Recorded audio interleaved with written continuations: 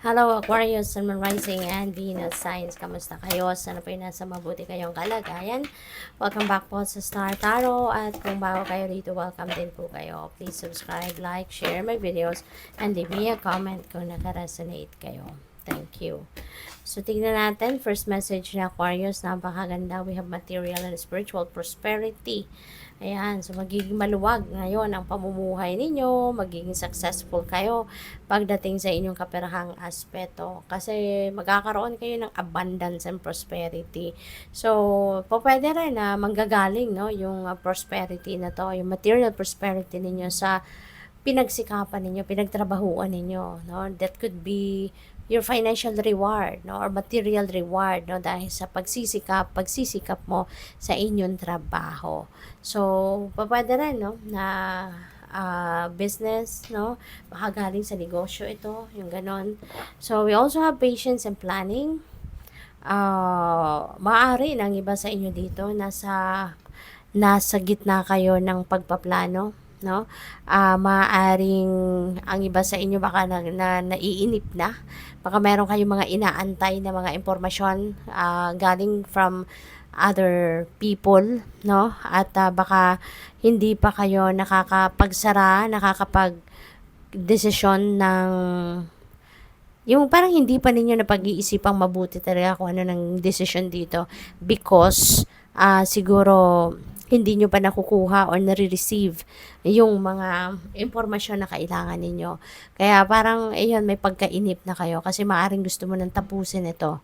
'Di ba? Para wala na kayong iisipin, hindi na kayo may stress, ganon. But, you need to be patient kasi hindi lahat, no, ng gusto mo talaga makukuha mo na sa time na gusto mo or sa timeline na gusto mo. So, you need to practice patience, 'di ba? Kasi hindi rin naman natin alam yung sitwasyon ng iba. 'Di ba? You never know. Baka meron din silang ibang pinagkakaabalahan pa, baka meron din silang iba pang ginagawa, inaasikaso, 'di ba? Kaya you need to wait. Okay? At we also have emotional withdrawal. Ayan. So parang malungkot, no? Merong malungkot sa inyo rito kasi you are emotionally detached na dito sa kung ano man ito. Pero yung physical ninyo nandiyan pa. No? So, pwedeng ano ito? Pwedeng you have a desire of leaving something or someone behind at yung emosyon ninyo, yung puso ninyo, wala na dyan. 'Di ba? Detached na kayo, pero hindi pa kayo makaalis because maybe you're still waiting for the right timing para makaalis kayo ng tuluyan, for you to remove yourself physically from that situation.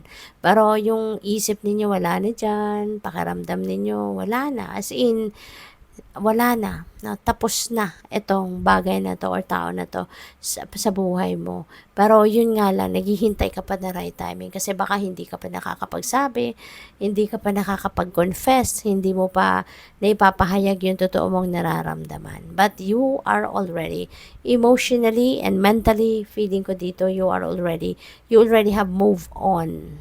No, nakapag-move on ka na, nakaalis na dyan, no, nawala na dyan ang isip mo, yung puso mo, wala na dyan sa bagay na yan or sa tao na yan. Yung physical body mo na lang, nandiyan dyan, kumbaga, at maaring yun, naghihintay ka lang ng right timing for you na makapagpaalam, no? So, what else? So, we have changes. Ayan. So, maraming pagbabago. Changes, plural form ito. So, maraming pagbabago ang magaganap dito sa buhay mo. And maaari ng pagbabagong ito in various areas of life, no? Pwedeng sa kaperahan, 'di ba? Baka source of income, trabaho, negosyo ninyo, career, maybe that's what's going to change.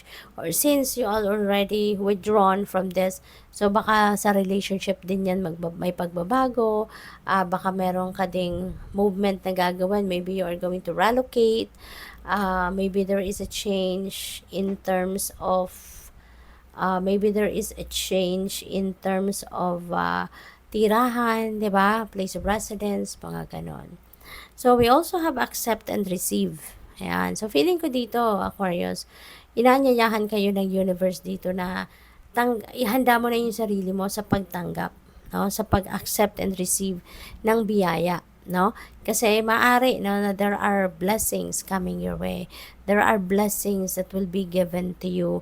Maaari na yung mga pinagdadasal mo that is already heard, no? Your prayers are heard at nag-aantay na lang ang universe na maging handa ka sa pagtanggap nito. Okay?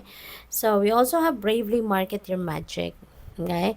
So, feeling ko dito, ang ang iba sa inyo siguro yung mga talents nyo, skills nyo, spiritual gifts niyo, baka hindi niyo yan pinapakita sa iba, hindi niyo yan sinishare sa iba, hindi niyo yan pinapakita, no, sa ibang tao. Kaya parang ngayon, inibitahan kayo na it's about time na para i-share niyo yan sa iba, ipakita mo yan sa iba, gamitin mo yan, kasi maaring yan din ang makakatulong sa iyo para mas lalo kayong magkaroon ng abundance and prosperity, lalo-lalo na pagdating sa pera, no? So, good luck. Thank you for watching. Love and light. Namaste.